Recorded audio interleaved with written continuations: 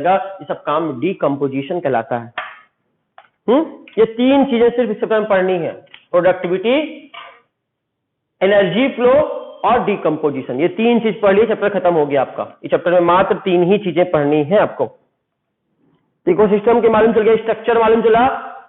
Ecosystem दो चीजों से मिलकर बना है, बायोटिक और एबायोटिक कंपोनेंट से मिलकर बना हुआ है। बायोटिक कंपोनेंट इकोसिस्टम के, जो इकोसिस्टम की बात कर रहे हैं उस इकोसिस्टम जितने भी लिविंग ऑर्गेनिज्म होंगे वो उसके बायोटिक फैक्टर कहलाएंगे। नॉन लिविंग चीजें होंगी जो वो एबायोटिक फैक्टर कहलाएंगे। और इनके बीच में रिलेशन को कहेंगे, इंटरेक्शन को कहेंगे इकोलॉजी या इकोसिस्टम। अब बात करते हैं, एक वर्ड आता है स्ट्रेटिफिकेशन। स्ट्रेटिफिकेशन वर्ड का मतलब पढ़ लेते हैं, क्या है स्ट्रेटिफिकेशन। इस वर्ड को सुना है आपने? नहीं सुना तो जल्दी से सुन लेंगे। स्ट्रेटिफिकेशन कुछ और नहीं है, vertical distribution of different species. Vertical मतलब ऊंचाई में, ऐसे में, ऐसे ऊंचाई में। तो मान लो एक ट्री लगा हुआ है फॉरेस्ट में, ये एक ट्री लगा हुआ है, ये मान लेते हैं आपका 50 फुट लंबा है, ऊंचा है, इसकी ऊंचाई इतनी है। इसी फॉरेस्ट में एक झाड़ी लगी हुई है, श्रब लगी हुई है, और झाड़ी जो है वो आपकी झाड़ियां जो है उन झाड़ियों की ऊंचाई जो है ये समथिंग कुछ ऐसी है। झाड़ियां मान लीजिए है लगी हुई हैं, और इसी फॉरेस्ट में ग्रास लगे हुए हैं, घास लगी हुई हैं, उनकी ऊंचाई है। तो आप ऊंचाई देखिए, सबसे ऊंचा कौन है, सबसे ऊंचा कौन है, सबसे नीचे कौन है? सबसे ऊंचा आपका ट्री है। वर्टिकल डिस्ट्रीब्यूशन इसका सबसे हाई है, तो इसलिए सबसे ज्यादा है वर्टिकल डिस्ट्रीब्यूशन किसका है? ट्री का। फॉरेस्ट की बात करें तो फॉरेस्ट एग्जांपल लेंगे, यहाँ पर tree occupy the top vertical strata. सबसे टॉप वर्टिकल स्ट्रेटा किसको मिलेगा? टॉप लेवल में सबसे ऊंचा टॉप वर्टिकल मतलब ऊंचाई में वर्टिकल स्ट्रेटा की बात करें तो टॉप वर्टिकल स्ट्रेटा किसका है? आंसर होगा ट्री। फिर उसके बाद बात करें, इसको लेयर ऑफ फॉरेस्ट के नाम से जानते, जंगल की सबसे ऊंची लेयर है ये। इस फॉरेस्ट के नीचे क्या होंगी? बहुत सारी झाड़ियां होंगी। इस झाड़ियों को क्या बोलेंगे? श्रब के नाम से जानेंगे। झाड़ियों को श्रब कहते हैं। और इस श्रब जो है आपके ट्री से छोटे होंगे ऊंचाई में, इसलिए श्रब क्या होंगे? सेकेंड स्ट्रेटा कहलाएंगे, सेकेंड वर्टिकल स्ट्रेटा। और हर्ब की बात करें, ग्रास की बात करें, हर्ब की, ग्रास की, तो सबसे बॉटम लेयर होगी, सबसे नीचे होंगे कि हर्ब जो है, हर्ब या बात करें ग्रास की बात करें, ये बॉटम लेयर बनाएंगे, टॉप बॉटम, और ये बीच के कहलाएंगे आपके बीचों बीच के। तो टॉप वर्टिकल स्ट्रेटा की बात करें तो ट्री आंसर होगा फॉरेस्ट में, और बॉटम की बात करें तो ग्रास या हर्ब आएंगी, और श्रब जो है वो मीडियम है, बीचों बीच के। तो आपको मालूम चला इस प्रोसेस को क्या बोलते हैं? स्ट्रैटिफिकेशन के नाम से जानते हैं, स्ट्रैटिफिकेशन। स्ट्रैटिफिकेशन, आपसे कोई स्ट्रैटिफिकेशन वर्ड पूछे तो बोलना vertical distribution of organism, vertical distribution of organism, किसी भी ऑर्गेनिज्म का वर्टिकल डिस्ट्रीब्यूशन, या vertical distribution of different species of organism. अलग अलग स्पीसीज के ऑर्गेनिज्म में, ये अलग स्पीसीज है, ये अलग स्पीसीज है, और ये अलग। इन इकोसिस्टम, एक इकोसिस्टम में अलग अलग स्पीसीज के ऑर्गेनिज्म रहते हैं, कोई ऊंचा होगा, कोई उससे छोटा होगा, कोई उससे छोटा होगा। इस ऊंचाई वाले बेसिस पर देखा जाए, वर्टिकल बेसिस पे देखा जाए, तो उसको बोलेंगे हम स्ट्रैटिफिकेशन कर रहे हैं। स्ट्रैटिफिकेशन क्लियर हो गया आपको? स्ट्रैटिफिकेशन क्या है? Vertical distribution of, vertical distribution कर रहे हैं, वर्टिकल डिस्ट्रीब्यूशन ऑफ, किसका vertical distribution? Different species of organism in a ecosystem. एक इकोसिस्टम में रहने वाले डिफरेंट स्पीसीज के बीच में वर्टिकल डिस्ट्रीब्यूशन देखा जाए, उसी को बोलते हैं स्ट्रैटिफिकेशन के नाम से जानते हैं। अब हम बात करते हैं बस अगली लाइन की, आपके इकोसिस्टम दो तरह के बताए थे आपको। एक इकोसिस्टम नेचुरल होता है, और एक इकोसिस्टम है जो आर्टिफिशियल होता है, ह्यूमन मेड होता है। इन दोनों इकोसिस्टम में डिफरेंस क्या है? मैन मेड इकोसिस्टम में और नेचुरल इकोसिस्टम में डिफरेंस क्या है? तो मैन मेड इकोसिस्टम जो होता है वो सेल्फ रेगुलेटिंग होता है। मैन मेड इकोसिस्टम कैसा होगा? सेल्फ रेगुलेटिंग, अपना कंट्रोल खुद से करेगा, खुद रेगुलेट होता होगा, सेल्फ रेगुलेटिंग होता था। लेकिन ह्यूमन मेड इकोसिस्टम जो होता है, मैन मेड एंथ्रोपोजेनिक होता है जो, वो आपका सेल्फ रेगुलेटिंग नहीं होगा। तो पहली बात, सेल्फ रेगुलेटिंग कौन होगा? वो वाला होगा, कौन सा होगा? नेचुरल वाला होगा और मैन मेड वाला नहीं होगा। क्लियर? पहला चीज, सेल्फ रेगुलेशन के हिसाब से नेचुरल होगा और सेल्फ रेगुलेशन खुद करता होगा, आर्टिफिशियल वाला सेल्फ रेगुलेशन नहीं कर पाएगा। दूसरा बात करें, प्रोडक्टिविटी की बात करें। प्रोडक्टिविटी, किसकी प्रोडक्टिविटी ज्यादा होगी? ह्यूमन जो बनाएगा उसकी प्रोडक्टिविटी ज्यादा होगी या नेचर की? रखना, ह्यूमन जो बनाएगा बहुत सोच समझ के बनाएगा, उसकी प्रोडक्टिविटी नो डाउट हाई होगी। इसकी प्रोडक्टिविटी थोड़ा लेस होगी, थोड़ा कम होगी। नेचर ने उतना कंट्रोल नहीं करके रखा ना, लेकिन हम कम जगह पे ज्यादा से ज्यादा प्रोडक्टिविटी करेंगे। अगर हम खेती कर रहे हैं तो कम जगह पर ज्यादा से ज्यादा पेड़ उगाएंगे, हमारी प्रोडक्टिविटी ह्यूमन मेड की ज्यादा होती है। तीसरा बात करें, recycling of nutrients. Recycling of nutrients की बात करें, न्यूट्रिएंट्स की रिसाइकलिंग कौन जल्दी जल्दी करेगा? याद रखना कि आपके यहां पर न्यूट्रिएंट की रिसाइकलिंग बहुत धीरे धीरे होती है। इसी कारण हमको खेतों में खाद डालने की जरूरत पड़ती है समय समय पर। अगर रिसाइकलिंग अपने आप खुद कर लेते न्यूट्रिएंट्स की, तो हमको फर्टिलाइजर डालने की जरूरत नहीं पड़ती खेतों में। कोई भी तरह का फर्टिलाइजर हम खेतों में नहीं डालते, लेकिन हमको खेतों में फर्टिलाइजर डालना पड़ता है क्योंकि उसकी रिसाइकलिंग बहुत धीरे धीरे होती है मैन मेड में, खेतों में। लेकिन आपका नेचर में इसकी रिसाइकलिंग फास्ट होती है, जल्दी जल्दी रिसाइकिल होते हैं। हम बात करें फूड चेन की। फूड चेन की बात करें अगर हम, तो इंसान बनाएंगे तो उसमें फूड चेन बड़ी सिंपल होगी, बड़ी सिंपल फूड चेन होती है ह्यूमन मेड में, सिंपल। लेकिन अगर नेचर की बात करें तो वहां पे बहुत ज्यादा एक दूसरे को खाने वाले ऑर्गेनिज्म बहुत सारे होंगे, फूड वेब बना जाएंगे, बल्कि तो बोलेंगे यहाँ पर कॉम्प्लेक्स होती है। यहाँ वेब जैसा बिल्कुल उलझा हुआ होगा, तो यहाँ पे फूड चेन बहुत कॉम्प्लेक्स होती है नेचर में, आर्टिफिशियल में बड़ी सिंपल होती है। डाइवर्सिटी की बात करें, डाइवर्सिटी कहां ज्यादा होगी? जहां तक ऑर्गेनिज्म कहां होंगे? डाइवर्सिटी की बात करें तो नेचर में बहुत ज्यादा डाइवर्सिटी होगी, मोर डाइवर्सिटी होगी, और यहां पर लेस डाइवर्सिटी होगी। देख पा रहे हो मैन मेड इकोसिस्टम का डिफरेंस और नेचुरल इकोसिस्टम में डिफरेंस पड़ रहे हैं। मैन मेड इकोसिस्टम में सेल्फ रेगुलेशन नहीं होगा, प्रोडक्टिविटी हाई होगी, लेकिन रिसाइकलिंग नहीं होगी न्यूट्रिएंट्स की, इसमें न्यूट्रिएंट्स मिक्स करने पड़ेंगे। बहुत सिंपल फूड चेन होगी, लेकिन डाइवर्सिटी बहुत कम होगी। डाइवर्सिटी कम होने की वजह से किसी फूड चेन बड़ी सिंपल सी होती है। समझ में आया डिफरेंस?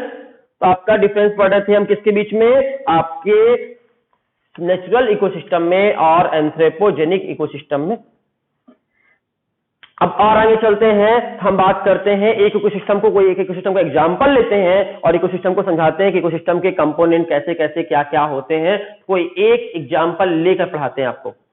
एग्जांपल क्या ले लेते हैं? सबसे सिंपल एग्जांपल लेते हैं, एक तालाब का एग्जांपल, पॉन्ड का एग्जांपल। तो आपने तालाब देखा है ना? कोई देखा है तो बहुत अच्छी बात है, नहीं देखा है तो देख लेना भैया तालाब जाके कभी जब मौका मिले तो। हम एग्जाम्पल में क्या लेते हैं? पॉन्ड इकोसिस्टम को एग्जाम्पल लेकर चलते हैं और आपको बताते हैं क्या क्या चीजों से मिलकर बना हुआ है। एग्जाम्पल आपकी बुक में दिया हुआ है, एनसीईआरटी बुक ने, पॉन्ड इकोसिस्टम, तालाब का इकोसिस्टम। अब तालाब के इकोसिस्टम में क्या क्या चीजें होती हैं, कैसे कैसे होती हैं, एक एक करके बात करते हैं। तो पहली बात जान लीजिए, बहुत सिंपल इकोसिस्टम है तालाब का इकोसिस्टम, बहुत ही सिंपल है, सेल्फ सस्टेनेबल यूनिट है, खुद से खुद को कंट्रोल कर लेता है, सेल्फ रेगुलेटिंग है, सेल्फ सस्टेनेबल यूनिट है, अपने आप को मेंटेन करता है। हमको तालाब में जाके पानी डालना नहीं पड़ता कि पानी कम हो गया आप डाल दो, अब ज्यादा हो गया तो निकाल लो, हमको कंट्रोल नहीं करना पड़ता, अपने आप सेल्फ सस्टेनेबल यूनिट है। बहुत सिंपल है और इसलिए यहां पर पढ़ते हैं। कौन सी इकोसिस्टम में आएगा? एक्वेटिक या टेरेस्ट्रियल? टेरेस्ट्रियल इकोसिस्टम में नहीं आएगा, तालाब किस में आएगा? एक्वेटिक इकोसिस्टम के अंदर आएगा। अब तालाब किसी ने देखा हो तो बताइए, तालाब बहुत ज्यादा गहरा होता है या कम गहरा होता है? कुआं और तालाब में डिफरेंस बताइए, कुआं ज्यादा गहरा होगा या तालाब ज्यादा गहरा होगा? तालाब में पानी कैसा होता है, ज्यादा गहरा होता है, कम गहरा होता है? तालाब कम गहरा होता है, याद रखिएगा। तालाब की गहराई बहुत कम होती है और इकोसिस्टम के और कोई भी वाटर सोर्स को देख लो, उन सब की गहराई ज्यादा होती है। तालाब कैसा है आपका? सोलो वाटर बॉडी है, SHALLOW, SHALLOW, solo water body कहा गया है। तालाब कैसा है? उथला होता है, बहुत गहरा नहीं होता। समुद्र को पता है, समुद्र बहुत गहरे गहरे होते हैं, लेकिन तालाब कैसा होता है? सॉलो वाटर बॉडी है, ज्यादा गहरा नहीं होता। अब इस इकोसिस्टम को देखा जाए और इसमें कौन कौन से कंपोनेंट से मिलकर बना होगा। इकोसिस्टम है तो बताइए किससे मिलकर बना होगा? इकोसिस्टम है तो दो कंपोनेंट से मिलकर बना होगा। पॉन्ड भी कौन कौन से दो इकोसिस्टम होंगे? एबायोटिक इकोसिस्टम और दूसरा बायोटिक इकोसिस्टम, लिविंग और नॉन लिविंग से मिलकर बना होगा। अब बताइए जल्दी से, एबायोटिक इकोसिस्टम में कौन कौन सी चीजें आएंगी? तालाब में कौन कौन सी एबायोटिक चीजें हैं? सोच का आंसर दी जल्दी जल्दी। तालाब में पानी होगा कि नहीं होगा? हाँ होगा। तो वाटर किसमें? वाटर लिविंग है कि नॉन लिविंग है? नॉन लिविंग है। वाटर में मिनरल्स होंगे कि नहीं होंगे? हाँ होंगे। तो मिनरल्स किसमें आएंगे? एबायोटिक में आएंगे। उसमें कुछ ऑर्गेनिक चीजें डिजॉल्व होंगी, organic dissolved material. Inorganic money mineral आ गए, ऑर्गेनिक डिजॉल्व मटेरियल कुछ होगा, वो भी इसमें आ गया, एबायोटिक में आएगा। इसमें जान थोड़ा होगी कोई ऑर्गेनिक चीज घुली हुई है तो ऑर्गेनिक और इनऑर्गेनिक डिजॉल्व सब्सटेंस इसमें आ गए। सॉइल होगी कि नहीं होगी पानी में? पानी में थोड़ी बहुत तालाब में सॉइल भी होगी, उसके नीचे तली में बैठी होगी, तो रिच सॉइल होगी, इसमें सॉइल होगी। सॉइल किसमें आ गई? सॉइल आ गई आपकी इसी में। एबायोटिक में सॉइल में भी जान नहीं होती, तो पानी, water, soil, mineral, organic dissolve, ये सभी क्या आ गए? बायोटिक फैक्टर है। एबायोटिक फैक्टर है, एबायोटिक फैक्टर। सन की लाइट पड़ रही होगी तालाब में कि नहीं पड़ रही होगी? सनलाइट भी हो गई। टेम्परेचर कुछ ना कुछ होगा कि नहीं होगा? हाँ होगा, सनलाइट, ये भी एबायोटिक फैक्टर है। टेम्परेचर कुछ ना कुछ होगा? हाँ होगा। क्लाइमेट का कोई ना कोई इफेक्ट पड़ रहा होगा, ठंडी ज्यादा हवा चल रही होगी, गर्म हवा चल रही होगी, क्लाइमेटिक कंडीशन, क्लाइमेटिक कंडीशन। ये सभी कौन से फैक्टर है? एबायोटिक फैक्टर है आपके किसके? इकोसिस्टम के। इकोसिस्टम के एबायोटिक फैक्टर में कौन कौन आएंगे? इतने सारे नाम आ गए एबायोटिक फैक्टर में। तालाब का बात कर रहे हैं, एक्वेटिक इकोसिस्टम को एग्जांपल लिए हैं पॉन्ड का, और उसकी बात कर रहे हैं, सिर्फ उसी के कंटेक्स्ट में बात कर रहे हैं। अब बात करते हैं बायोटिक इकोसिस्टम की बात करते हैं। तो अब हम बायोटिक इकोसिस्टम की बात करेंगे तो बायोटिक के अंदर भी तीन तरह के लोग आएंगे। कौन कौन से? पहले आएंगे प्रोड्यूसर। प्रोड्यूसर कौन? जो प्रोड्यूस कर रहे होंगे, कुछ बना रहे होंगे, उन्हें प्रोड्यूसर कहेंगे। जो इनको खाते होंगे उन्हें कहेंगे कंज्यूमर। और जो सबको डिग्रेड करते होंगे उनको कहेंगे डिकम्पोजर। ये तीन चीजें इसमें भी होंगी, प्रोड्यूसर भी होंगे, कंज्यूमर भी होंगे और आपके डिकम्पोजर भी होंगे। किसमें? आपके तालाब के इकोसिस्टम में। अब प्रोड्यूसर की बात करें, प्रोड्यूसर हमेशा क्या होते हैं? ऑटोट्रॉपिक होते हैं। ऑटोट्रॉपिक मतलब अपना खाना खुद बनाते हैं, सन की लाइट को एब्जॉर्ब कर कर अपना खाना खुद बनाते हैं, इसलिए प्रोड्यूसर कहलाते हैं, प्रोड्यूस करते हैं। तो ये करेंगे क्या प्रोड्यूसर? सन की लाइट जो होगी उसको एब्जॉर्ब करके रेडिएंट एनर्जी कन्वर्ट कर देंगे, इनऑर्गेनिक कंपोनेंट को कन्वर्ट कर देंगे ऑर्गेनिक में। सन की लाइट को एब्जॉर्ब करेंगे, वाटर यूज करेंगे, फोटोसिंथेसिस करेंगे और फोटोसिंथेसिस करके क्या बना देंगे? फूड बना देंगे। इसलिए इन्हें कहा गया है प्रोड्यूसर के नाम से जानते हैं। प्रोड्यूसर में कौन कौन आएंगे? तो तालाब में फाइटोप्लैंक्टन होंगे कि नहीं होंगे? यहां होंगे। तो यहां पर एग्जाम्पल आ जाएगा प्रोड्यूसर के एग्जाम्पल में फाइटोप्लैंक्टन। तो फाइटोप्लैंक्टन जो होंगे वो आपके प्रोड्यूसर के अंदर आएंगे। तो प्रोड्यूसर में पहला नाम आ गया फाइटोप्लैंक्टन। एल्गी होगा कि नहीं होगा तालाब में? तो एल्गी भी होगा, फाइटोप्लैंक्टन, एल्गी भी होगा। एल्गी भी आपका किस में आ जाएगा? आपके इसी में आ जाएंगे, प्राइमरी प्रोड्यूसर में। कुछ प्लांट लगे होंगे तालाब में अगर बड़े बड़े, तो एक्वेटिक प्लांट भी इसी में आ जाएंगे। एक्वेटिक प्लांट भी आ गए, ये सब कुछ इसमें आ गया, आपके इसी में आ गए। अब एक्वेटिक प्लांट दो तरह के हो सकते हैं, या तो पानी में डूबे हुए होंगे, इनको सबमर्ज्ड कहेंगे, और अगर पानी में तैर रहे हैं तो इनको बोलेंगे मार्जिनल बोलेंगे। तो इसमें दो तरह के प्लांट हो सकते हैं, प्लांट होंगे एक्वेटिक प्लांट, एक्वेटिक प्लांट होंगे इसमें, ये सभी के सभी क्या है, प्रोड्यूसर है। एक्वेटिक प्लांट पानी के अंदर डूब गए हैं तो सबमर्ज्ड बोलेंगे, पानी में तैर रहे तो मार्जिनल बोलेंगे, या फ्लोटिंग बोलेंगे। तो ये प्रोड्यूसर पानी में डूबे भी हो सकते हैं, पानी में तैरते भी, फ्री फ्लोटिंग भी हो सकते हैं, पानी के अंदर या पानी के बाहर कहीं भी हो सकते हैं। अब दूसरे कंपोनेंट की बात करेंगे हम, कंज्यूमर की। समझ रहे हो हम क्या पढ़ा रहे हैं आपको? इतना तक क्लियर है?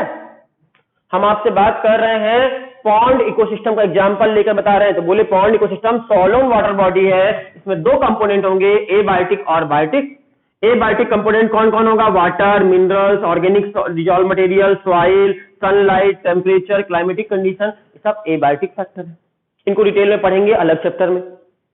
बायोटिक इस चैप्टर में पढ़ना है। तो बायोटिक में बोले प्रोड्यूसर हो सकते हैं, कंज्यूमर हो सकते हैं और डिकम्पोजर हो सकते हैं। प्रोड्यूसर होंगे तो कौन कौन होंगे? अपना खाना खुद बनाएंगे, फोटोसिंथेसिस करेंगे, ऑटोट्रॉफ होंगे, और उनके नाम होंगे आपके फाइटोप्लैंक्टन, एल्गी, एक्वेटिक प्लांट्स, ये सभी के सभी आपके कौन है? प्रोड्यूसर है। अब बात करें कंज्यूमर की, तो कंज्यूमर में नाम आएगा जू प्लैंक्टन का, पहला नाम आएगा जू प्लैंक्टन का। जू प्लैंक्टन कहां होते हैं? तो जू प्लैंक्टन की बात करेंगे, जू प्लैंक्टन ये आपके पानी के अंदर तैरते भी हो सकते हैं और डूबे आपके ऊपर भी हो सकते हैं, कहीं भी हो सकते हैं, फ्री फ्लोटिंग भी हो सकते हैं और सबमर्ज्ड भी हो सकते हैं। फाइटोप्लैंक्टन को खा जाते हैं कौन? जू प्लैंक्टन। तो जू प्लैंक्टन फाइटोप्लैंक्टन को खाने वाले हैं। फाइटोप्लैंक्टन आपका किस में आता है? तो फाइटोप्लैंक्टन प्रोड्यूसर में आता है, और जू लग गया है, जू प्लैंक्टन कंज्यूमर है, इसको खाते हैं। तो जू प्लैंक्टन हो गया इसका पहला एग्जांपल। आपके स्विमिंग करने वाले, पानी के अंदर रहने वाले बहुत सारे एनिमल्स, जितने भी मछली हो गई, मेढक हो गए, जो भी पानी में रहने वाले एनिमल्स हैं, वो सारे एनिमल्स क्या हो गए? कंज्यूमर में आ गए। तो एनिमल्स, एक्वेटिक एनिमल इसमें आ गए सारे। एक्वेटिक एनिमल, कोई भी इकोसिस्टम को देखें उसमें एक्वेटिक एनिमल्स भी होंगे, जैसे कि मछलियां तो होंगी ही होंगी, कछुआ होगा, कुछ और कुछ एनिमल होंगे, क्रैब्स होंगे, ये सभी क्या होंगे? कंज्यूमर में आएंगे।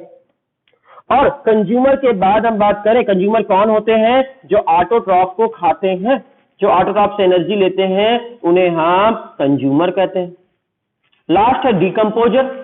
डिकम्पोजर कौन होते हैं? जो चीजों को सड़ा गलाकर खा जाते हैं, उन्हें हम डिकम्पोजर कहते हैं। आप याद रखिएगा कहां पर होते हैं डिकम्पोजर? तालाब के बॉटम में, bottom of the pond, pond के सबसे नीचे में, तली में कौन होंगे? कुछ बैक्टीरिया रहते होंगे, कुछ फंजाई रहते होंगे, कुछ ऑर्गेनिज्म होंगे, जो पानी में मरने वाले ऑर्गेनिज्म, जो भी मरता होगा, ये सब मरते होंगे कभी ना कभी। Phytoplankton, algae, aquatic animal, plant, ये सब मरेंगे, ये सब मरेंगे। इनकी डेड बॉडी को कौन सड़ाएगा? ये बैक्टीरिया और ये फंजाई सड़ाएंगे, इसलिए डिकम्पोजर।